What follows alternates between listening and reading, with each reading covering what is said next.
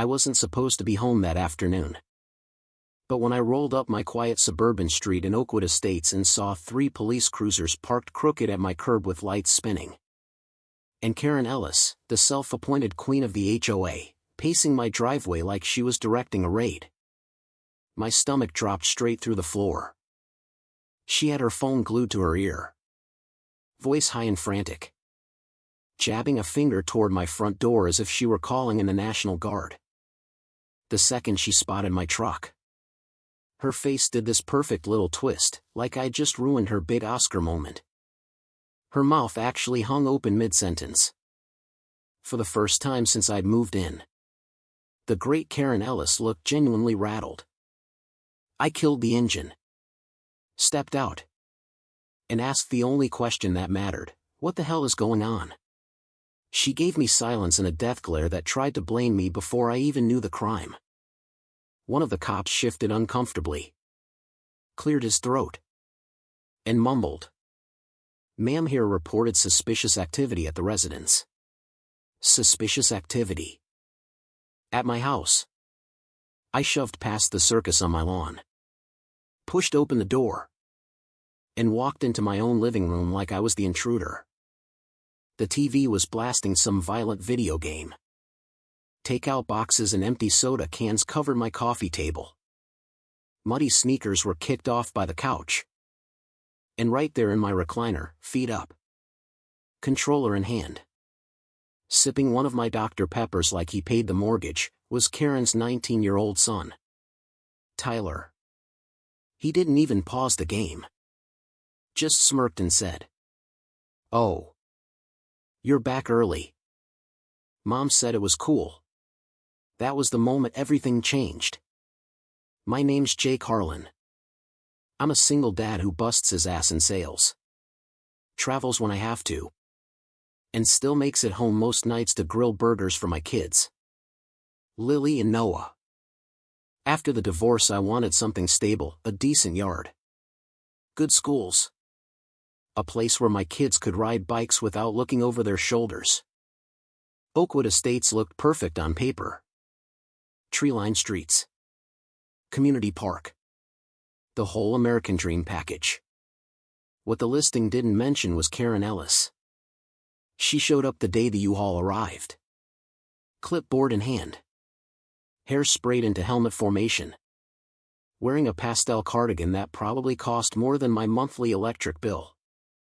"Welcome to the neighborhood," she chirped, voice dripping artificial sweetener.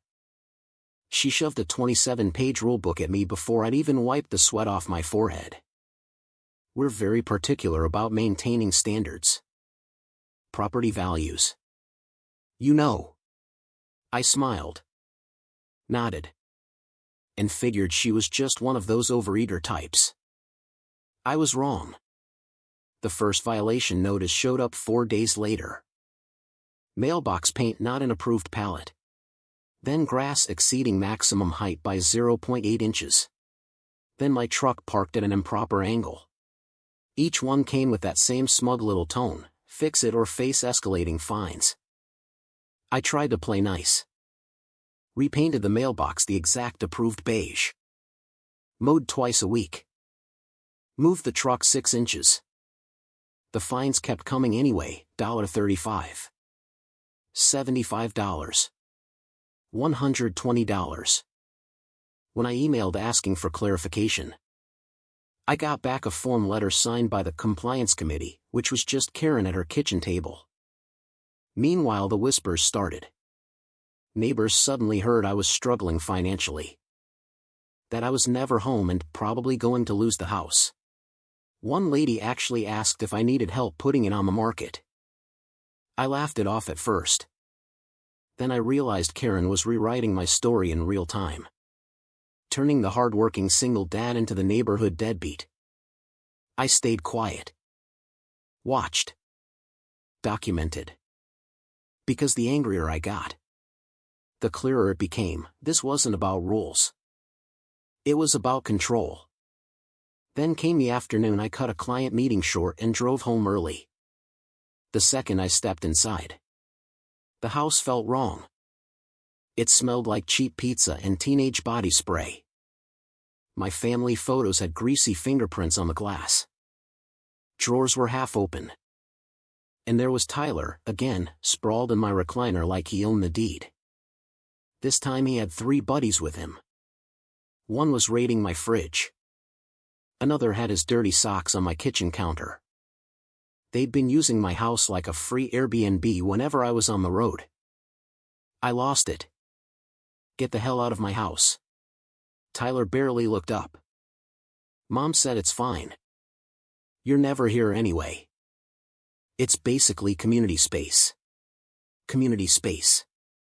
I called the police myself. When they arrived, Karen came sprinting up the driveway doing her best concerned citizen act. We were just checking on the property. We worry when homes sit empty. The cops looked at her. Looked at me. Then shrugged and called it a civil matter. They left Tyler right where he was. That night I installed cameras. Not the cheap ones, good ones with clear audio and cloud backup. I told myself it was just in case. But deep down I already knew what I was going to find. I was right. The footage was worse than I imagined. Tyler and his crew had been treating my house like their personal frat house for weeks. Parties while I was in Chicago. Gaming marathons when I was in Dallas. They'd broken the back fence climbing it. Left cigarette butts in my flower beds. Stained the carpet with energy drinks. One clip caught Tyler bragging to his friends, "Dude, relax. My mom runs this whole neighborhood. This place is basically ours until the loser sells or gets foreclosed." The laughter that followed made my blood boil. But the cameras caught something even bigger. Late one night. There was Karen herself, flashlight in one hand. Clipboard in the other, creeping across my lawn like a raccoon in business casual. She inspected my siding. Took photos of my windows. Even tried the back door handle. Multiple times. On multiple nights. And then the financials. A quiet neighbor who'd had enough slipped me a folder one evening. Turns out Karen had been steering HOA money to her husband's half-assed maintenance company for projects that never happened. $14,000 for park renovations while the playground equipment rusted. $9,800 for common area landscaping while the grass at the entrance grew knee-high. Every check had her signature. She wasn't just harassing me. She was robbing the entire neighborhood. I didn't explode. I didn't scream. I just kept collecting. Photos. Timestamps. Receipts. Bank records. Every single piece of evidence. Because when you're dealing with someone who weaponizes rules, the best revenge is using those same rules against them, perfectly. The monthly HOA meeting was packed. People who never showed up suddenly found a reason to be there. The air felt electric. Karen strutted to the front like she was about to give a TED talk on lawn care. We must uphold our standards. Everyone. Some residents continued to show disregard. I stood up calmly. Walked to the front. And plugged in my laptop. The projector lit up. First clip, Tyler and his friends turning my living room into a trash pit. Second clip, Karen trespassing on my property at 1:17 a.m. Flashlight sweeping across my windows.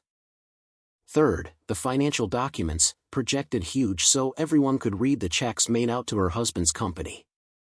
The room went dead silent. Then erupted. Karen's face went from confident to crimson to ghost white in about 4 seconds. Her mouth opened and closed like a fish. These videos are taken out of context. I was performing wellness checks. The financials are there doctored. I just smiled. Then explained them. In front of everyone. Her son. Sitting in the back. Couldn't help himself. Mom runs this place. She can do whatever she wants. Big mistake. The room turned on them like a pack of wolves that had finally smelled blood. Phones came out. People started recording. Karen's carefully constructed mask of polite authority shattered in real time. She screamed about witch hunts, slammed the podium, and demanded the police remove me.